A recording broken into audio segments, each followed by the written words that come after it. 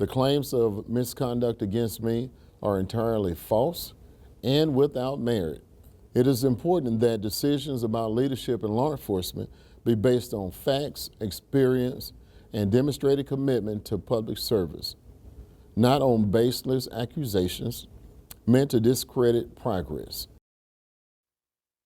4 days in, one city council meeting later, and Decatur's new interim chief of police hopes to clear the air. Interim Chief Nadis Carlisle Jr. addressing what he calls misinformation about him and his appointment. It's where we start. I'm Kenesha Dees. Fox 54 sat down today with Chief Carlisle 1 week after the announcement that he will lead the department for now.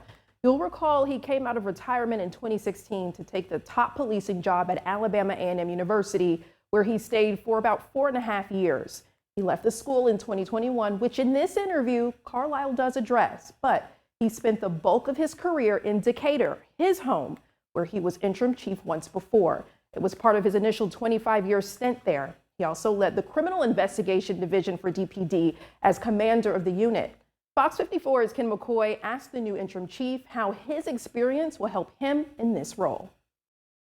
What prompted that statement? What prompted this statement is the city council meeting here Monday evening when the protesters got up and just tried to destroy my character. A question of trust for one leader has turned into a question of character for another. Chief Nadis Carlisle Jr. wants to rebrand the department, but isn't taking the harsh criticism lightly. And I've been around here a long time, and I've got hundreds, maybe even thousands of people who know me and support me and think I'm the greatest person for this position. But I'm not here trying to fight for this position. All I wanted to do was help us get through tough times.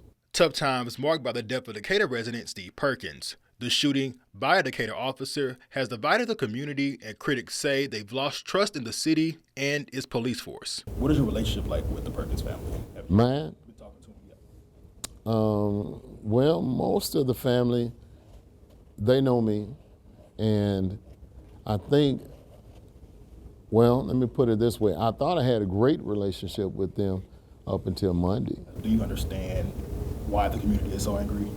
Yes. They lost a loved one. I cried with them. I cried for them. I've prayed. I've done all that.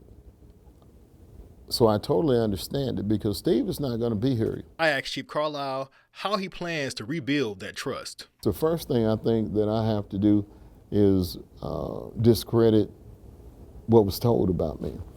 Nothing they said at their council meeting was true. He's referring to allegations of misconduct and talks about his departure from Alabama A&M. I was fired because I reported on a brand new person who had no experience whatsoever to be a vice president on that campus. And that was not me talking, that was her colleagues. And I reported that to the president, and she didn't like it, and I got fired. Carlisle says he's willing to sit down with those who may have questions about his leadership. I'd be glad to talk to the protesters if they can have a civil conversation. I'd be glad to talk to them. I want to talk to them. I've actually reached out to them before this stuff happened. Monday, we should note, was the first council meeting since Carlisle's appointment and the first opportunity for some to publicly criticize his selection. In Decatur, Ken McCoy, Fox 54 News. You can catch the full interview with Interim Chief Carlisle unedited on our streaming app, Fox 54 Plus. It's available on Roku, Fire TV, and Apple TV devices. Download it on your TV and watch it for free.